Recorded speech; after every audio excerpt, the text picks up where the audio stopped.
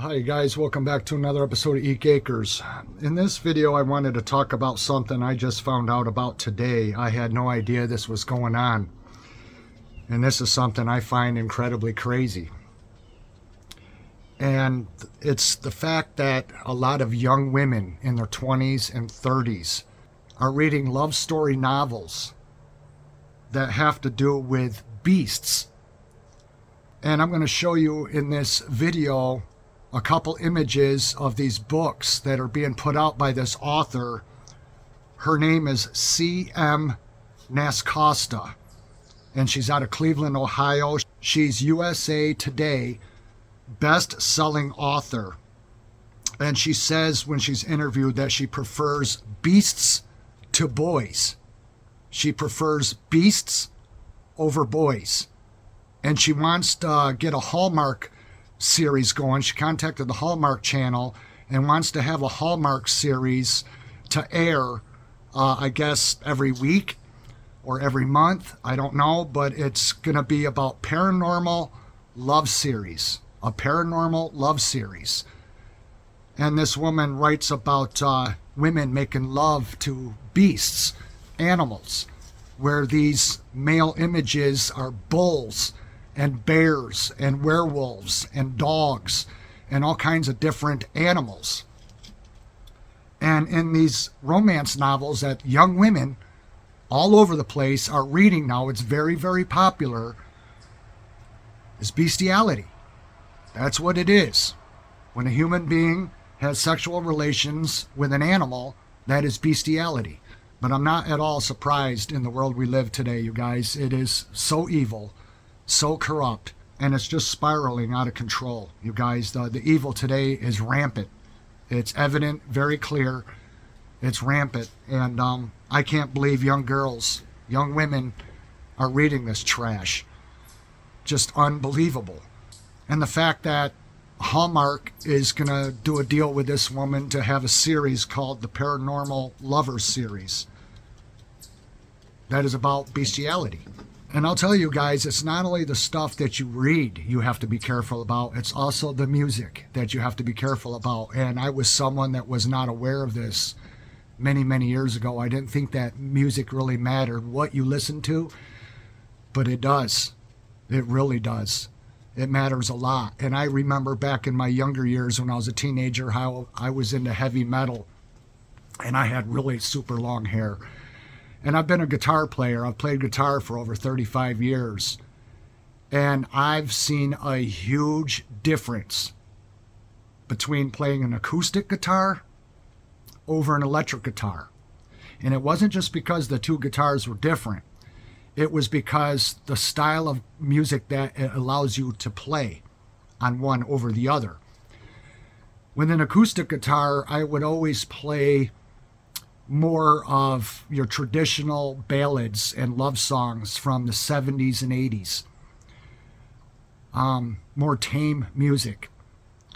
But when I would play on my electric, because it was an electric and because it had the capabilities of distortion and being very loud, being played over an amplifier, it was those guitars that I would play the heavy stuff on, heavy metal. And in those days when I would play heavy metal, it taught me that there's a very big difference, and it's a scary difference. It never happened when I played my acoustics. It only happened when I played my electrics. And whenever I played my electric guitars, whenever I would stop and turn the volume down and just set the guitar in its stand, but the amp was still on, it was still live, I would hear voices coming over my amp. Voices all talking over one another like loud whispers, but you couldn't make out what they were saying. And this happened a lot over many different amplifiers that I had throughout the years.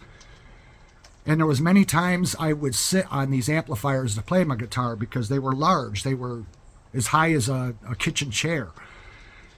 Two 12-inch side-by-sides, 500 watts, and I would play on crate cabinets. And when I would sit on these amps and play this heavy riff musical material, a lot of times I'd just sit and play without a shirt on. I had something scratch me right down my back, going from my right shoulder over my right shoulder blade all the way down to the left side of my waist. and I felt it, and it stung really bad, and I quit playing and I set the guitar down, and I really didn't know what to think of that. But when I looked at my back in the mirror, I had 3 rake marks across my back, and that told me something. Not only with what I heard coming over my amp whenever I was done playing my guitar, but then when something physically scratched me, I stopped playing that music. I even sold my guitar. And the crazy thing is, you guys, it's not just the music, but if you look at what some of these guitars are named and what they're called and the components that are installed in them, the guitar that I was playing on that happened to me was a BC Rich Warlock guitar. A Warlock. That is a male witch. And the pickups that it had in it had these double humbuckers, and they were called Screaming Demons pickups in it, because it gives it that nasty sound, that very deep, low, grungy, very heavy metal sound, that real low, that real heavy stuff. They were called Screaming Demons. I never really put all this stuff together until I got much older in life and realized, there's something about all that. There's a reason why that stuff is the way that it is, and it's called what it's called. Satan up in heaven, he was the composer of music. Satan is very well known and documented to be the head of music. And that's why you have to be careful with music as much as you have to be careful with the things that you read. In these books promoting young women making love to beasts, to animals, that's bestiality. That's all of Satan. That stuff should be burned in a fire. It should be burned. It's witchcraft. But look into this author, C.M.